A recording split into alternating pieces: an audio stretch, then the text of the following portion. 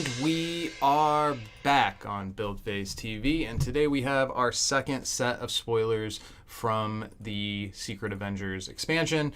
When news came out, we were about to do open up the Civil War box Yeah. as well, so we have to do this first. The lighting isn't as good as we typically would want because all of that rig is upstairs set up to do our Civil War unboxing.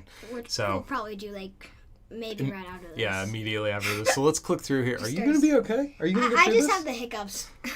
Is this not a good time to be live? I don't care what time it is. I want to do this. Okay, so to read this opening paragraph here, this is the second and final preview. Wow, so we're not going to see very many cards out of this box, which is not... Man. I mean, we do typically get fewer card reveals for the small boxes than the big boxes, and this one's on like a weird schedule. It is called the small box. Yeah. Well, technically they're called issues, actually. All right, so this is going to feature heroes and villains from Civil War. This is kind of recapping the Civil War like it did in the last reveal article. This is rephrasing everything we know about the way this arc is going to run. Last time we looked at superpowers and cards that dealt with them, but those aren't the only powers the Secret Avengers possess. Okay, so let's dive into this Storm main character. She is, I suspect all the cards wait, I need to hit this button, right? I suspect all the cards we're going to look at today are going to be anti-registration affiliated. So Team Cap, Flight, 255. Man, that's an old, I mean, at least it's not 2-4. I'm a mutant. When an enemy character with Flight appears, put a -1 counter on it. Okay, so some more Flight hate. Let's look at its level up. From a long line African priestess. Level up 1 XP. At the end of your turn, if there is at least one blue, yellow, green, and red basic location on your side, Storm gains an XP. Wow.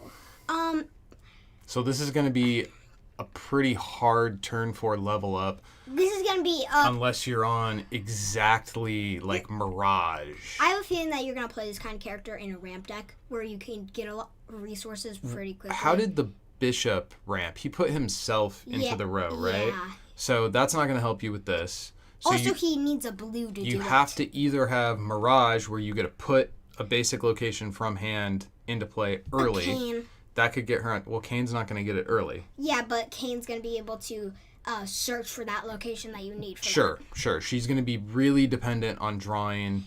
These are basics, so your wild card isn't going to help you here at all.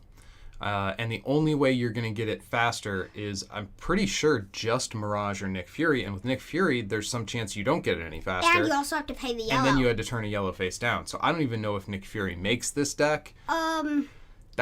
That's rough. I mean, don't like that 5 health either. I think we're going to need to see the payoff, and if it's not a good payoff, then I'm not going to be happy about this character at all. So unlike some other decks that have really hard location requirements where you run Kane and he, like Rogue, you can go just blues to make sure that you hit the blues that you need to level up. Kane in this deck, you have to run all 4. So even if you play Kane, you're not guaranteed you're going to get one of the locations and her you level need. up, of course, is why. So at level 2, she becomes a 5/9. I like Still that 5 defense health. a lot. Still 5 health, though. Yeah, I mean, 9 defense is almost like an extra health, depending upon how quickly she gets there. But she's probably not going to get there quickly. You're probably not going to get there. So she retains the mutant power, so there's some more -1 counters. And then if she pays all 4 basics, wound each enemy character with Flight, then stun each enemy character without Flight. So she's going to do something. And it doesn't say it has to be supporting characters, so you can just straight up use this and just hit the main character and sometimes possibly get a final wound and just kill it. So you probably prefer if the main character doesn't have Flight, or does have Flight, so they get a wound, but then you get to attack and stun them and put a second wound. So that's sort of roundabout wound acceleration. I suspect you're going to have these locations because if this is your level up condition at 1, I don't think you can have low to the ground superpowers. You don't want to be spending locations turns 1, 2, 3, and potentially even turn 4, because if you have to Isn't Mirage a 3 cost? She is a 3 cost. So you can level up by turn 3 if everything goes if you up, play, if you draw exactly all 4 basics, all four of Possibly the use a original cane basics. to do I a realize basic. space and earth are also basics, but setting those aside, if you draw all four of the original basics and draw Mirage, you could have an end of your turn 3 level up, assuming your opponent doesn't have any resource hate or disruption. Space and humanity. And you have to get through your turn, so you might just like not even attack. Because if some, probably it's going to be a hard turn 4, so you're going to be able to pay for this power.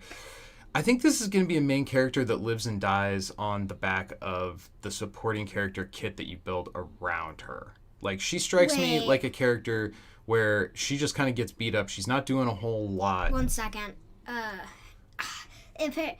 They did make the thing about how main characters, if they have flight, they don't get the -1 because I just wanted to say that because they appear in the setup phase, I believe. Yeah, so enemy main characters don't appear at the start of the game. That's true. I think that's a good thing to say because, I mean, if they leave play through like a singularity type effect, then they would get that it. would trigger. But yes, start of game, that's not going to hit the enemy MC. That's true. So, like I was saying, I think she is going to be very, very dependent on the cards that you're playing around her. You're going to need to have things to do on turns 1, 2, 3, and 4 while she's kind of squishy and has not really a great attack. She does help herself a little by chipping away at the opposing board somewhat with the I'm a Mutant power. Is the payoff worth it to play this character? Man, I don't know, because there's going to be games where you just don't draw what you need. Yeah. And then you just sure. die. I'm not sure, man. I think that this might be a character who just, like you said, is just going to die. You need to have the perfect hand. And if you don't have that perfect hand, you just don't ever level. So if you want to level on 3, you have to draw exactly 5 cards. Like 5 specific cards out of your total. Let's say you go second, so you start the game with 7, 9, 11, 13. So you get 15 cards to look at, and 5 of them have to be exactly Mirage in these locations. If you accept a level 4, then you have 17 cards to look at, but you have to have exactly these 4 locations, and your opponent has to have no early game resource disruption. Yeah. I think competitively she's not going to get there.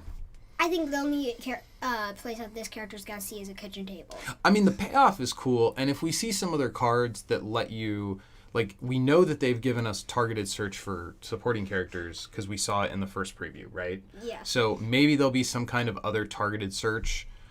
I don't think Kane is going to be good enough. So, all right, let's move on to Multiple Man. Multiple Man! There's multiple Now, man. shout out to Upper Deck product manager Mark Shaughnessy. This is his favorite guy, so he finally gets to see him in the game. Before we look at these, I'm going to guess that there's 8 of them. I can see there's not the word Legion, so there's probably not 8 of them. So, but they're each going to have a different kind of keyword. Yeah. So let's see. It's going to be kind of like Sentinels, is what I'm thinking. Yeah. So they're only Swarm. Kinetic duplication. At the start of your main phase, you may search your deck for a copy of Multiple Man and put him on your side. That's amazing. That's basically, I feel like, the exact same thing that they did in Marvel Champions. Wow.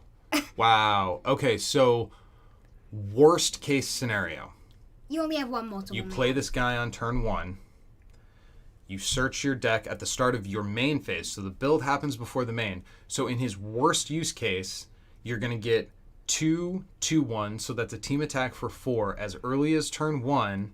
And then they both die and you don't get any other value. If one of these guys lives, like if you... Then you get basically tuck one of them in the back and use the other one as part of a team attack with your main character or as a speed bump or whatever.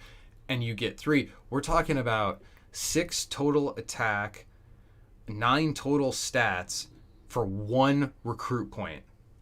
I love this character. That is my new... This is probably going to be one of my new favorite 1-drops.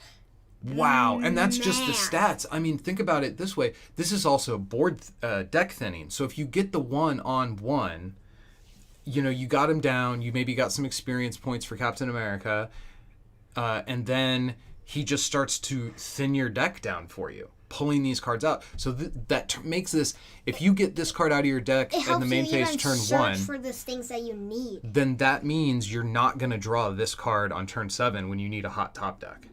That's really, really, really strong. This character is, I think, gonna be one of the best one-drops that we've ever seen. No. I mean, I don't know if I like this guy better than the one-drop Prowler, that is to be honest. Here's another. Because this guy is essentially like the one-drop Prowler, except instead of getting any random card in your deck, you get exactly this guy. Which isn't... well, but then again, he could get you... This one-cost card could essentially draw you 3 extra cards. It's... Wow. And wait a second. Can I read the ability again? I want to see if it says put it on your side or in your hand. It puts it on your side. On your side, so you don't even have to pay. So if you have... guys. It's better than getting it in your hand. If you have somebody up front and you play this guy and your opponent can't fly over, can't stealth over, then start of the second main phase, as long as those 2 survive 1 turn, you'll get all 4 of these out of your deck within 2 main phases. That's great. That's really good. This is great. Wow. Okay, another power up for Daredevil. He's still probably not a very good main character, although it's not as bad as he once was. What is he doing in that art? Looks like he's dodging bullets. Don't this look kind of like gunfire? What? I don't like how the other person in the background looks right there. Dagger? What's wrong with Dagger? Yeah, just the way that she looks in that exact panel looks kind of weird. She's dodging bullets, man. She's under duress. Why are you being so jesty? Okay, so he is Iron Fist at the same time. Okay, so AKA Iron Fist. So this is and it's Mantle Daredevil. So this is not a power up for main character Daredevil. I didn't notice initially that this is Mantle. So this could be played onto the board at the same time as main character Daredevil. Essentially, the word is the same, but the asterisk means it counts as a different character, and he does count as being Iron Fist. Okay, so he has Martial Artist. 4 cost, 5/5/1 is pretty decent on turn 4. It's not amazing, but with Master Martial Artist, he gets +4 in melee combat. So on turn 4, he's attacking as a 9/9. Well, no, we need to read his other thing because... While Daredevil is in your front row, other characters there have Martial Artist. So this isn't a drawback. This just makes him even better. Okay, now this card's going to be one of those cards that's in all of your decks. Wow. This is going to be one of those cards that's going to be in, like, all your decks. Let's compare him to Stick. Because Stick is kind of a similar character. He's a 4-cost character. I think he's a 5/6. He doesn't get to attack as an 8/8, or a 9/9 rather, like this guy does. He does give +2/+2 to just your main character. This guy gives +2/+2 to everybody in your front row. Stick doesn't stand a chance in this guy because... This is a strict Stick upgrade, other than... And I shouldn't say that. There are going to be some use cases where you'd prefer Stick, but this is... Wow! If Stick saw play, and he did, he saw a lot of play... Wow, this card is crazy. I have to say it, but if you put a few of those might makes rights on him, then he's attacking for literally a 13, I believe. So imagine on turn 1 or 2, let's say turn 2 you play multiple man. Start of your second main phase, or your turn 2 main phase, you get another multiple man. You have like Captain America up front, so people, and they don't have flyers, hypothetically. And you have all in the front, and then you play Daredevil. So turn 3, you get this guy. So now you've got 4 of these guys hiding behind Captain America, and then on turn 4, this guy comes down. Maybe the timing, that maybe you hold your first multiple man a little bit longer, or you play 2 of these guys out on turn 3, or maybe you save it all for like a turn 5 or 6 play. But essentially, if you can get 2 multiple mans and Daredevil down, they're all 4/3s. And it wouldn't take that much work to build 4 multiple men to the board in the same turn. So you've got a 9/9 and you have 4 4/3s to attack with for a total of maybe 5 to 6 recruit points. Yeah.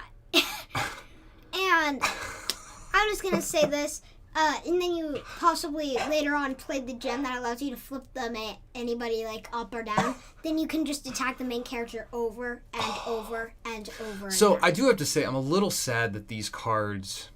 I wish there was a sequencing difference here where some of this like really amazing Captain America main character support would have come in the Civil Wars box. Mm-hmm. I'm sure there's a reason they wanted to spread it out. Probably if you want to play Captain America in the Civil War box, he doesn't have enough support. This comes out, and even if you're a new player who's just dipping your toe in Versus, you're like, well, I got to get those cards. I want to play Captain America. It's probably to try to get. So this also leads me to believe that we're gonna see really good Iron Man support in the Thunderbolts box. We're probably. I interrupted you though. What were you saying, bud? I was saying the similar thing. I believe that this is kind of like they're really just kind of trying to get people to get more of their boxes so that they can have. Yeah, through this by not giving Iron Man and Captain America enough of what they need, and then they give them all what they need here. And I'm sure there are some people for whom they're gonna go, oh, that's crass. They're trying to make me buy 2 boxes to make this character. Dude, they have to make money. If they don't sell cards, the game goes away. Like it will end up like our. That's just how it is. So I'm glad the support showed up. Okay, so this is Wiccan. When Wiccan appears... Oh, sorry, he's a 4-cost. He has 2 health. So, in what world am I gonna not play this 4-cost? We haven't even read his powers. I know, but this guy's amazing. Yeah, and this guy has 2 health, and he's a 4/6 with range and flight, and... When Wiccan appears, you may choose a supporting character on your side and say, I want them to be okay repeatedly. How many times is repeatedly? If you do, remove any number of counters from them. Notice how this doesn't specify what type of counters. That also means wounds as well. Any type of counters. Wait, hold on. When Wiccan appears, you may choose... Oh, so it specifies supporting characters. So this can't be a full heal for your main character. What I don't like is that there are no spaces, so I have to run out of breath more, except I run out of breath a lot. It does specify here that Wiccan can get any type of counter, just like Kingpin. Is there any further clarification on him? No. Okay, so before we move on to Solo...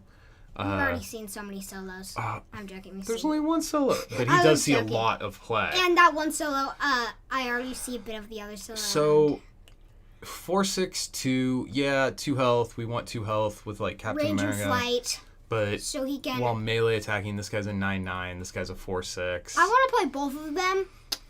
I want to play both of them so I can attack for... Yeah, a 6/8. So how minus counter heavy is the meta? It's not minus counter meta. He can literally remove wounds from like this character. Yeah, but you got to think, how many multi-wound characters do you have that you're gonna want to be healing on turn 4? Like if this was a meta where Fluke Man could be played and he could be putting infection counters on your guys, that would be... Wait, does it say on yours? Does infect count as a counter? Yes, I believe it is. So you could use that to like wipe infection counters off your side. Yeah, okay. Well, I was gonna say, can you remove vitalities off of like the Vampire King or whatever his name is?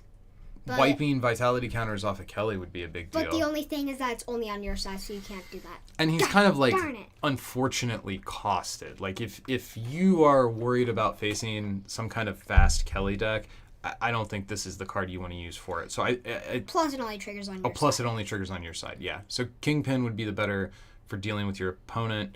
This is going to be taking wounds, probably primarily wounds off of things. Yeah. I mean, late game, if you end up in some kind of like weird walrus battle where you're slamming Galactuses into each other, 1 wound difference between my Galactus and your Galactus could make the game, and this guy could clear multiple wounds off of your Silver Surfer or some kind of late game card. Do you play a 4-drop with the intent of dropping it on like turn 8 or 9 to protect one of your late game cards? I don't know, man. No, I'd rather play... In that case, I think I'd rather play this guy and be a 9/9. How about you play both of them? I mean, the 4 slot is a slot where you can run multiple like characters, probably between 2 and 3 different 4-drops in a deck, depending upon your numbers, is not unreasonable. But in a world, if I want to run 6 4-drops, do I run 3 and 3, or do I do 4 and maybe not even this guy at all? I don't know. I'm not sure. I think he has use cases. I think that this character, in the places where he's good, he's extremely, extremely good. But otherwise, he's just kind of bad.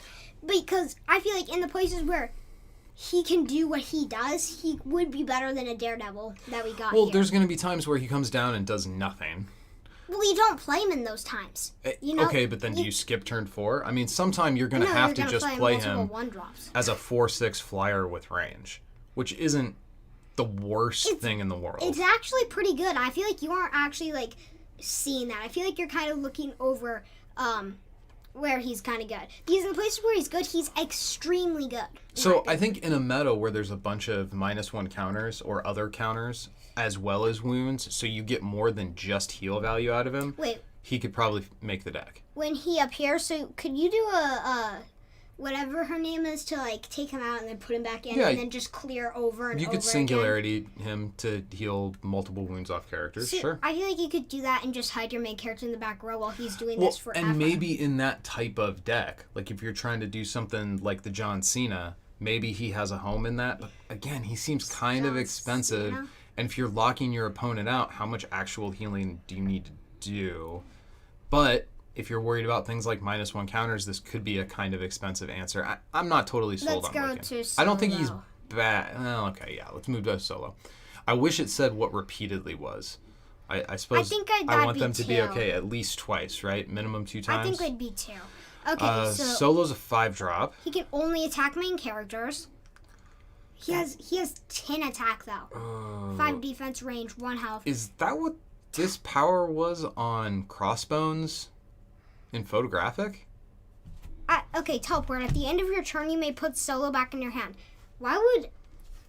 I mean, I feel like I guess that'd be good, in my opinion. The idea of putting him back in your hand, but I don't want to spend 5 resource points, like, literally every single time. I'm just going to say that much while you do you. I've been waiting for this, is Crossbones Power, and it's the exact same...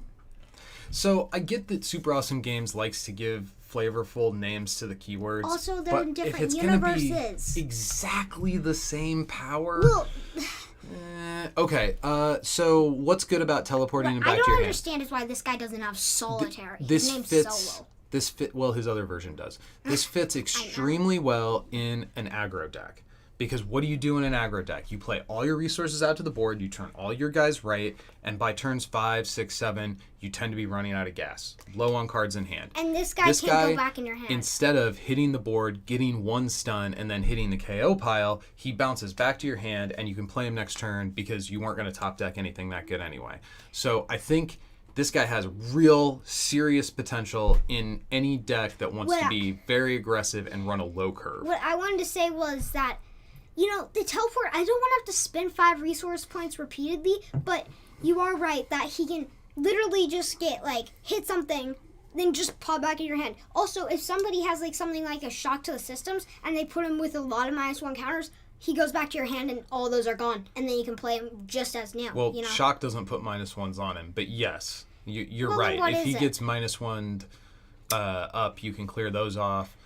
Really... You're not going to play him in a deck where you want to play on curve. If you want to play a 5-on-5 and a 6-on-6, this is not the guy for that deck. This is the guy to go back in your hand every single turn. And you play him in a loop late game. Essentially, this is Bobo Eternal. So he's like Gilgamesh. He's basically like a 5-drop Gilgamesh. He pops back to your hand. You get to play him again and just keep recycling. But you have to pay resources. Well, you have to pay when Gilgamesh goes back to your hand. Yeah, but this guy... It's a May as well, I'm pretty sure. So, you don't have to. You can keep this guy as a blocker, except why would you do that? I want that 10 attack every single turn. And there may be situations where having him up as a blocker makes sense, in which case, that's why it's Bobo Eternal. You have to... Gilgamesh, Cersei, and Hype Man all... They can act as a blocker, and then if they get clipped, they go back to your hand. So Eternal is definitely a better keyword. Doesn't Agatha also have Eternal? I'm pretty sure she does. No, she has Immortal. She goes back into your deck. Man, such similar words, and they're also such similar meanings. Well, there's so many cards. It's hard to keep them all straight. Yeah. Okay, so I think Solo is going to be a premier card in hard aggro decks. Essentially, he says draw a card, and the card that you draw is always an active... relevant play from turn 5 on. I think that we've already pulled up this new character. So moving on to Hulkling, he is a 5-cost flyer, 6/6/3. I really. When you recruit Hulkling, you may choose an enemy supporting characters. If you do, KO it and put Hulkling into its row. Oh man. If you recruit Hulkling, you may choose supporting characters if you choose. So let's set the power aside for a second. If you're just going to play this guy and he's going to be on your side, you're spending your turn 5 to get a 6/6 flyer with 3 health. How good do you feel about that? It's okay. I mean, he has 3 health, so he can hit multiple times. But the whole thing is, I mean, I guess you did say let's ignore that power. Yeah, just looking at the stats, does this guy make the deck compared to She-Thing, compared to Domino? I doubt it.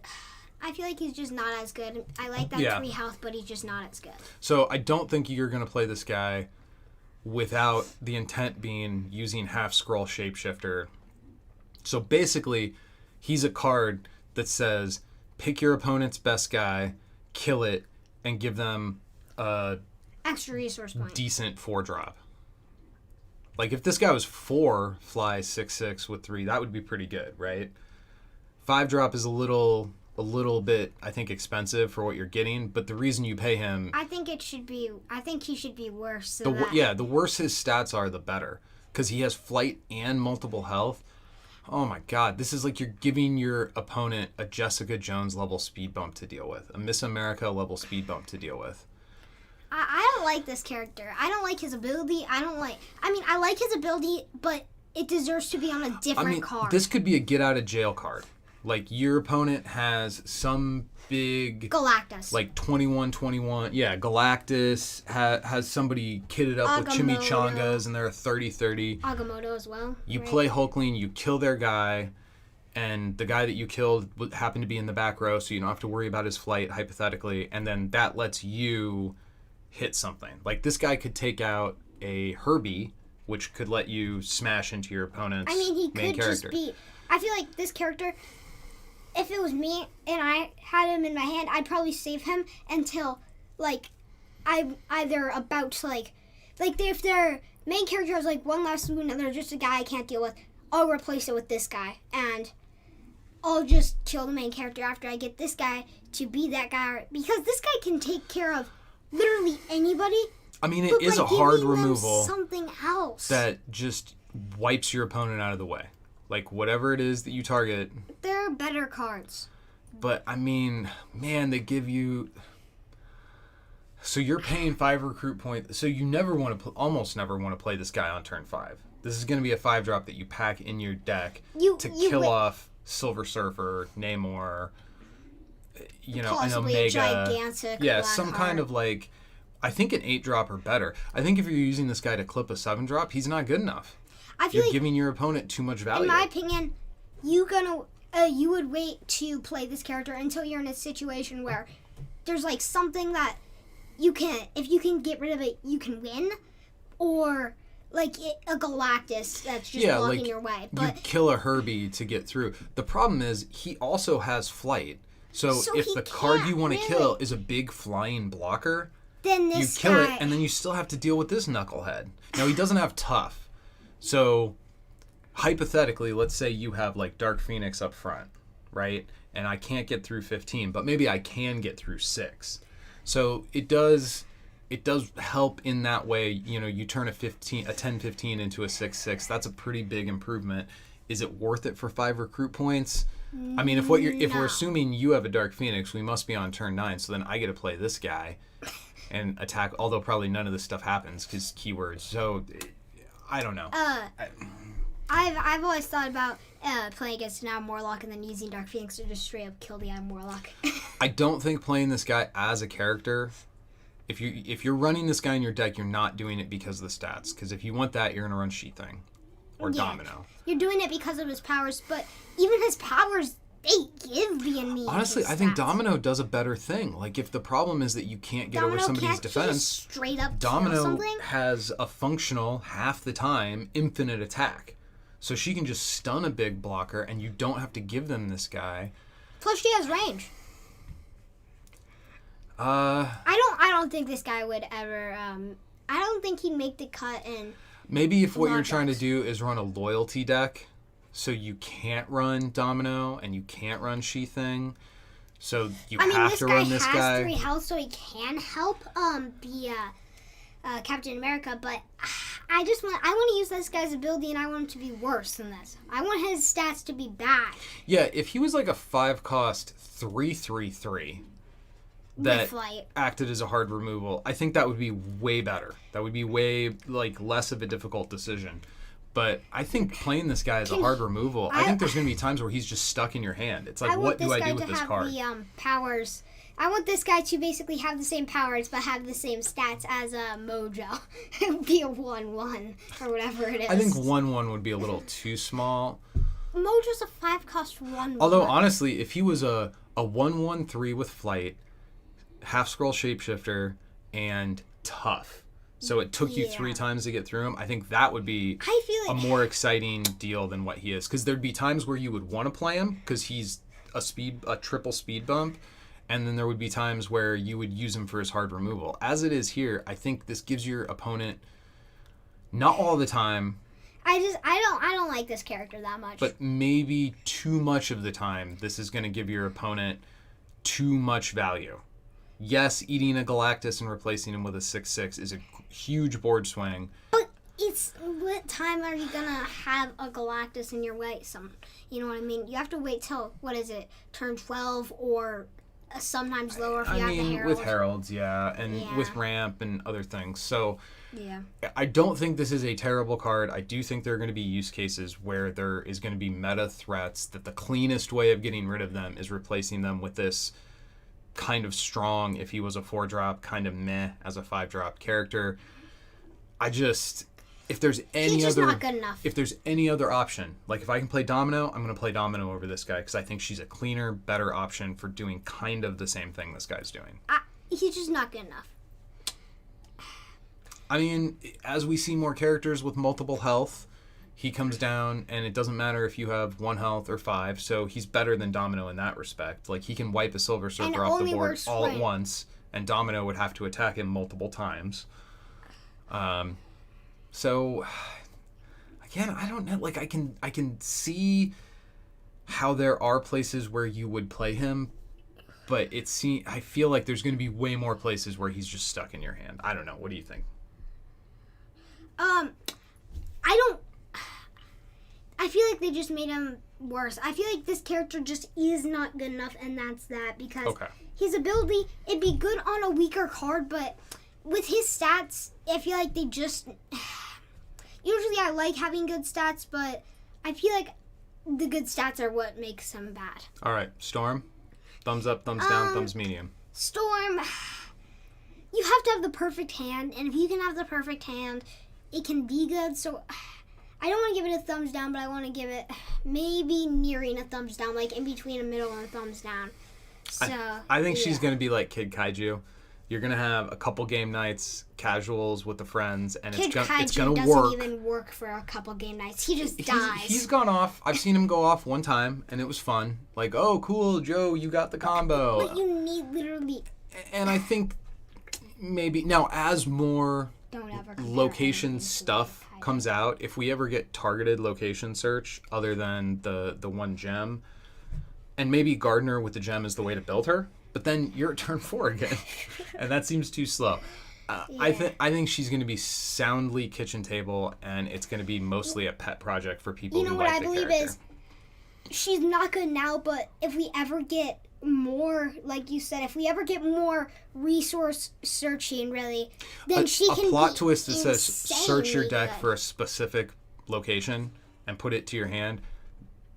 Not Kane, because Kane you don't get to control which of the 4 you get, but targeted location search, and I would change my mind on her immediately. Once we get targeted location search, she becomes extremely good. Just right now, multiple man, he doesn't deserve a thumbs up. He goes all the way past the thumbs up. He's all the way up there. This card's going to be really good. This card is going to see play for sure. This card's going to be one of those cards that you want in every single deck. Daredevil, we already know, thumbs up. Big thumbs up. Thumbs up. Wiccan, I'm a sideways. thumbs medium. Yeah, I agree there. Solo, definitely thumbs up in my opinion. In the decks where he's good, big time thumbs up, but I think his use cases will be pretty narrow to a very specific This isn't archetype. an aggro deck. But yeah, thumbs up to him. Yeah. Good and 5-drop for Hulkling, aggro. I'm sorry, Hulkling, but thumbs down. You just don't get it. I think I'm going to give him a thumbs medium because as more... It's only when he's recruited, so you can't weaken him up and then do it. Every time we get a new team, we get a new 8-drop. Almost every time we get a new box, we get a new 8-drop. And as more 8-drops come out, as more late-game threats come out, he is going to become a better deal on a larger percentage of board states.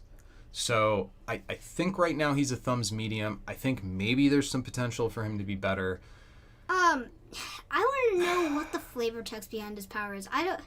Like, was he actually working for Iron Man, you know? Hulkling? Yeah. What does that have to... He's a half Skrull. He's not... What does that have to do with Iron Man? Because he goes to the enemy side and he's on Cap's team. Oh, well, because he can shapeshift. So I think the idea is, haha, it wasn't actually a Hulk. Kid Omega on your team. It was Hulkling. I think that's supposed to be the flavor. I guess that's kind of funny. Surprise. Captain America. It's Hulkling. Something. Oh, I see the word Taskmaster in the chat. I bet it's John. Yep. Hey, John. Okay, so Speaking of Taskmaster, we need a Taskmaster main character. So I think that's it for today's previews. You're not wrong about Taskmaster main character. How excited are we about this small box? I'm actually pretty excited. Very excited. I've actually made my own custom Taskmaster main character. All right. Till next time. Go win some games. Bye.